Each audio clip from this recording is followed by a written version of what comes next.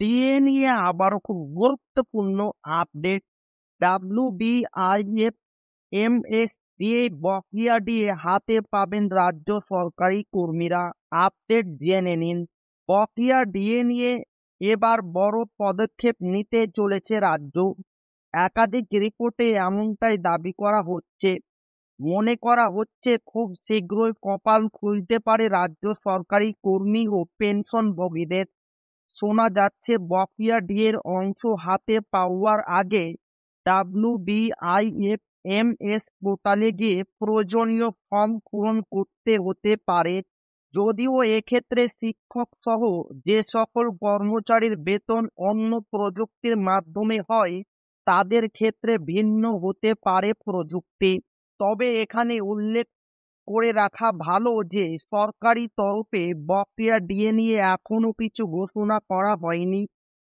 WBIFMS পোর্টালের বিষয়েও কোনো নির্দেশিকা প্রকাশিত হয়নি।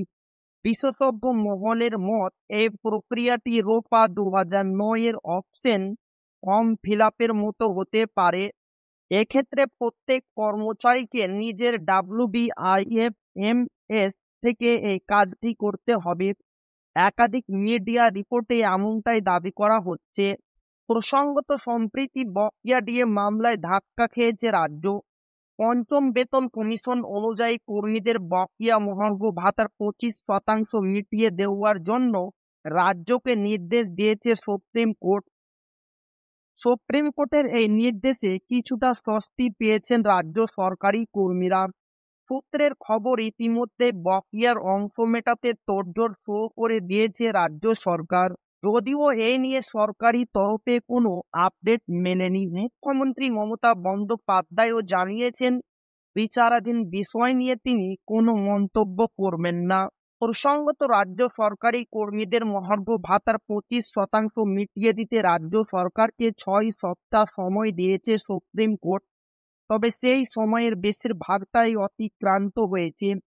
27শে জুনের মধ্যে রাজ্য সরকারি কর্মীদের বকেয়া টাকা রাজ্যকে মিটিয়ে দিতে হবে বলে নির্দেশ রয়েছে।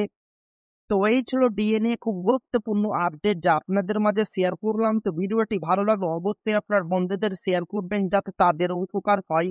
আর আপনি যদি এখনো আমাদের চ্যানেলকে সাবস্ক্রাইব না করে থাকেন তো অবশ্যই চ্যানেলকে সাবস্ক্রাইব করবেন এবং আমাদের পাশে থাকবেন।